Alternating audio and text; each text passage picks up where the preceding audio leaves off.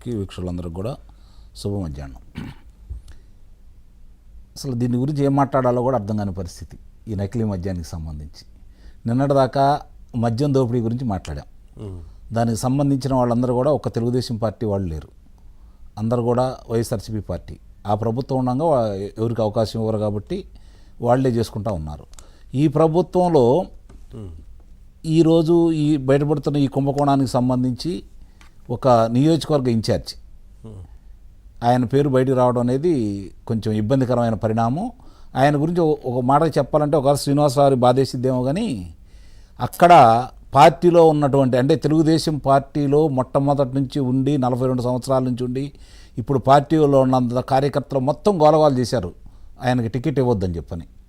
మరి అధిష్టానానికి ఇలా మాటలు వినపడలేదో లేకపోతే ఆయన సుందర మనోహరంగా కనపడ్డాడో నాకైతే అర్థం కాదు, కానీ ఆయనకే కట్టబెట్టారు. ఓడిపోయిన తర్వాత కూడా పదవుల విషయంలో కావచ్చు, అక్కడ స్థానికంగా జరిగే కొన్ని కార్యక్రమాలు కావచ్చు, ఆయన ఒంటెద్దు పోకడకి పదే పదే విజ్ఞప్తి చేస్తున్న కార్యకర్తల మనోభావాలని పట్టించుకోకుండా వాళ్ళని పూచిక పొలంలాగా పక్కన పడేసి అధిష్టానం అతనికి పెత్తనం ఇచ్చినందుకు నాకు నా వరకు ఇది వాళ్ళకి ఒక గుణపాఠం అని చెప్పి అయితే నేను భావిస్తున్నా.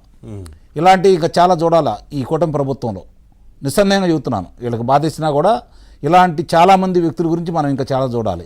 తెలుగుదేశం పార్టీలో ఉంటూ ఆనాడు వైఎస్ఆర్సీపీ పార్టీలో పెత్తనం వెలగబెట్టి కార్యకర్తల్ని సామాన్య ప్రజల్ని కేసుల్లో ఇరికించి ఇబ్బంది పెట్టి చాలా కుంభకోణాల్లో పాత్రదారులైన వాళ్ళు సూత్రధారులైన వాళ్ళు ఈరోజు కూటమి పెద్దల యొక్క అండదండలతోటి వివిధ పార్టీల్లో చేరుతూ ఇప్పుడు కూడా వాళ్ళే పెత్తనం చేస్తూ ఇలాంటి కార్యక్రమాలు నిర్వహిస్తున్నారంటే దానికి ఒక చిన్న కారణం కూడా చెబుతాను నేను. తెలుగుదేశం పార్టీ కార్యకర్తలకి కుడిమిస్తే పండగ, అలాగే భారతీయ జనతా పార్టీకి ఒక నిబద్ధత అనేది ఉంది. వాళ్ళకంటూ ఒక కార్యకర్తలు ఉన్నారు, మొట్టమొదటి నుంచి కూడా వాళ్ళ సిద్ధాంత ప్రకారం వెళ్తూ ఉన్నారు. నాకు తెలిసి వెంకయ్యనాయుడు గారు రాష్ట్ర భారతీయ జనతా పార్టీ అధ్యక్షుడు ఉండగా మా గ్రామానికి ఇచ్చేసి పాతూరు నాగేశ్వరరావు గారు అనే కార్యకర్తని పేరు పెట్టి పిలిచే స్థాయికి ఆ రోజు వాళ్ళకి కలిసిపోయేవాళ్ళు. వాళ్ళు అలా చూసుకుంటూ ఉంటే వాళ్ళకంటూ ఒక పాలసీ అనేది వాళ్ళకు ఉంది. సరే, కొత్తగా చేరిన వాళ్ళు ఒకళ్ళిద్దరు ఉంటే ఉండొచ్చు, కానీ ఈ మధ్యకాలంలో ఎక్కువ మంది చేరేవాళ్ళు చూస్తూ ఉంటే కలుషితమైన వాళ్ళు, కల్తీ వాళ్ళు, కర్కోటకులు కూడా చేరుతున్నారు. ఇది గమనించుకోవాలి. ఎందుకంటే ఈరోజు ఈ కూటమిలో చేరే వాళ్ళని చూసుకుంటా ఉంటే ఎందుకు చేరుతున్నారు వాళ్ళు ఒక్కసారి వెనక్కి తిరిగి ఆలోచించుకోవాలి కదా. అంటే ఈ పరిస్థితి ఎందుకు కనపడతా ఉంది? ఎక్కడో కూటమి పెద్దలు ఇలాంటి వాళ్ళ విషయంలో దృష్టి పెట్టకపోవడం అనేది నిస్సందేహంగా చెప్పగలను. రెండోది ఏంటంటే 164 స్థానాలు వచ్చిన తర్వాత ఈ 11 స్థానాల మీద ఇలా దృష్టి ఏంటి? వాళ్ళేమో 164 స్థానాల మీద దృష్టి పెట్టారు. ఈ 11 స్థానాల గురించి వీళ్ళు ఎందుకు ఆలోచిస్తున్నారు? ప్రజల గురించి కదా ఆలోచించాల్సింది. ఇక్కడ కూటమి మీద ప్రేమతోట లేకపోతే జగన్మోహన్ రెడ్డి మీద ద్వేషంతో 164 స్థానాలు వచ్చాయని కనుక ఆలోచించుకుంటే నిస్సందేహంగా జగన్మోహన్ రెడ్డిని చూసి భయం కొద్దీ కూటమి వాళ్ళు చేసిన పోరాట ఫలితంగా చంద్రబాబు నాయుడు గారు ముఖ్యమంత్రి తప్ప రాష్ట్రానికి ఉపయోగం లేదనే ఒకే ఒక్క కారణంతో ఈరోజు వీళ్ళకి 164 స్థానాలు ప్రజలు ఇచ్చారు. అంటే ఆ కూటమికి సంబంధించిన నాయకులందరూ కూడా ఆమోదించడంతో పాటు రాజకీయ పార్టీగా ఆంధ్ర రాష్ట్రంలో ఎమర్జ్ అవ్వడానికి వైఎస్ఆర్సీపీ పార్టీకి ఎలాంటి అవకాశం కూడా ఇవ్వద్దని చెప్పని ప్రజలు స్పష్టమైన తీర్పు ఇచ్చారా లేదా? మరి ఆ ప్రజలు ఆ విధంగా తీర్పు ఇచ్చినప్పుడు ఇప్పుడు పోరాటం చేసే మన కనపతి శ్రీనివాసరావు గారు కావచ్చు, కేసులు పెట్టించుకున్నారు. నాకు తెలిసి ఒక 30-32 కేసులు ఆయన మీద ఉన్నాయి. ఇలాంటి వాళ్ళు ఇంకా చాలామంది ఉన్నారు. నిబద్ధత కలిగిన రవికిరణ్ గారు ఉన్నారు. వీళ్ళందరూ కూడా వచ్చేతలకి పదవులకే వీళ్ళు పనికిరారు.